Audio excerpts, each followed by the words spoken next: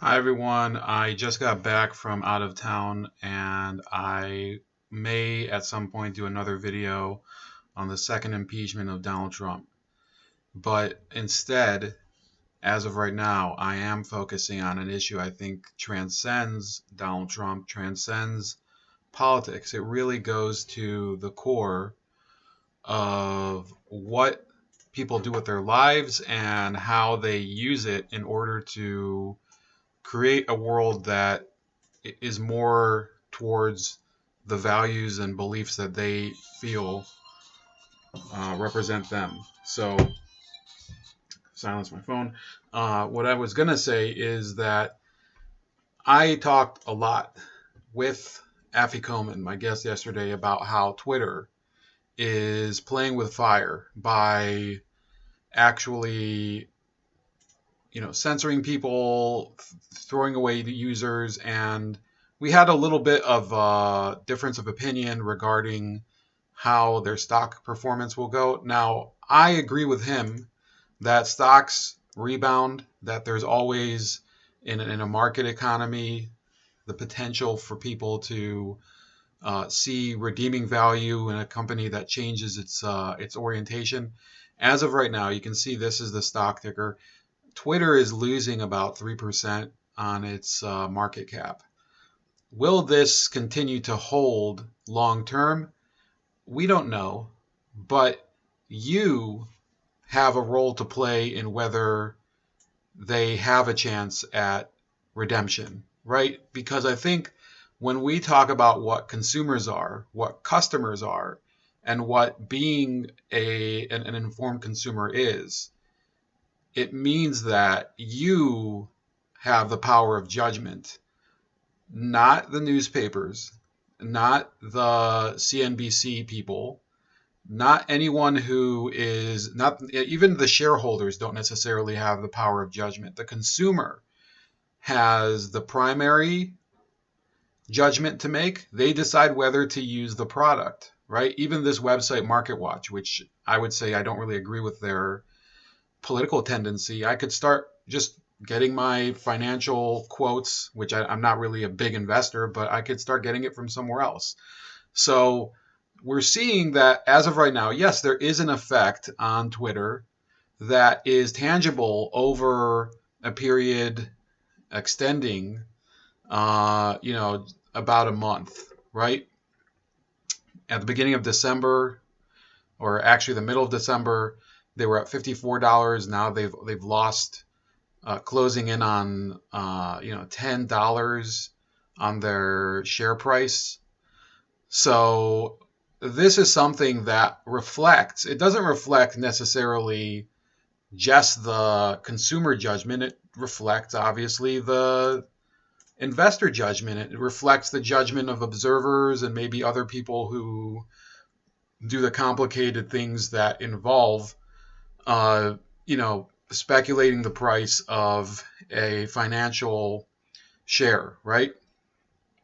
And obviously, if you're one of the more informed investors that are in the, either watching at home or commenting, you can probably reach your own conclusion as far as where it's going to go. But this is my advice to the people who are angry. They see big tech as intruding on their lives, as dismissing them as not important. You need to change your behavior in order to get the results that you want. So I actually made a post. I don't post very often on Facebook anymore. I don't interact on Facebook very much anymore. But I did put out a post yesterday telling people enough of the moping, enough of this woe is me attitude. It is going to be negative. Many of us are going to suffer. Many of us are suffering already.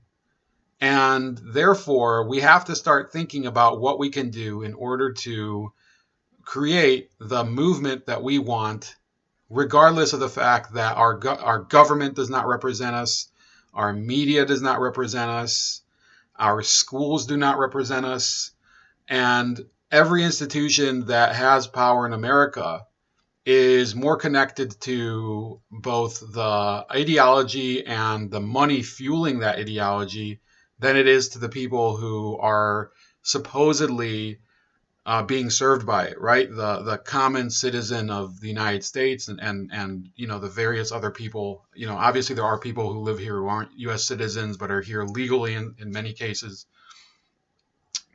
The idea that the First Amendment is the primary way of fighting back against abusive government is simplistic, okay?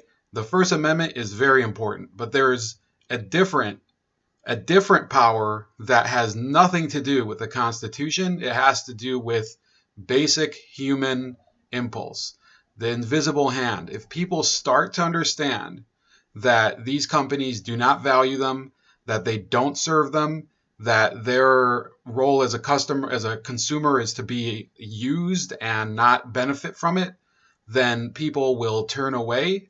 And that is what I call market justice. I'm sure somebody else has called it market justice, so don't just think I'm trying to come up with some grand concept. It's a concept that goes back to Adam Smith and his, a lot of his writings, which, to be honest with you, I haven't read too far deep into them. But the bottom line is, if you have WhatsApp on your phone, move to a different messaging app.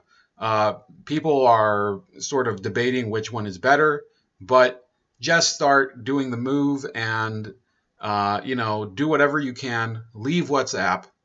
Try to leave Facebook as fast as you can. There's a lot of people who are, especially in certain older demographics, who are dependent on Facebook to keep in touch with certain people. Start moving away. Just find the people that are most important and tell them, I'm not going to use Facebook anymore. Instagram, stop using. Stop using any of these. And by the way, there are ones that it's going to be very difficult to move away from, especially some of these payment apps like PayPal, right? I find PayPal to be very convenient. And so far I've had no problems. Now we'll see exactly how far this goes. Will PayPal be deterred by the way that things are going for Twitter? Will some of these other places, it won't gain them more consumer market share, right? So this is really where the gauntlet has to be thrown down. You have to start telling these companies that you're not going to do business with them if they persecute people based on political affiliation and belief. And by the way, if they were discriminating against people who are, for example, social democrats or even radical leftists who don't behave violently, I think there would be cause for objection too, right? I don't know if there would be the same level of outrage, but we would have to see. And certainly, where are these people who for so many years have said that, we believe in they believed in fighting censorship under President Bush, fighting censorship even in some cases under President Obama. Those people are in many cases, I'm talking about the Kyle Kalinskis, I'm even talking about people like Yaron Brook. They are basically letting this happen because they hate their enemies more than they love their rights. And that's really the sad state of American discourse today. But other countries are waking up. Other countries are figuring out that this abnegation of the personal, of the temporal power of their nation, letting these tech companies decide who is worth hearing and who isn't within the public square, that diminishes the power of the nation itself. And it doesn't matter whether you are a conservative, a libertarian, a socialist, any person who sees this as something that will lead to a better society, that you don't have to see people on TV that you disagree with, you're deluding yourself. At one point, they will ban you or the people that you support. It is the salami strategy. This is what happened in Hungary after World War II when the Soviet Union took over. And you can look it up. His name is Rakosi, Rakosi, the salami strategy. Gradually, they got rid of each different slice of the body politic, going from right all the way to the moderate left until There was none left. They called them fascists. They called them everything. And who was really the fascist? The person, the institutions that were banning people.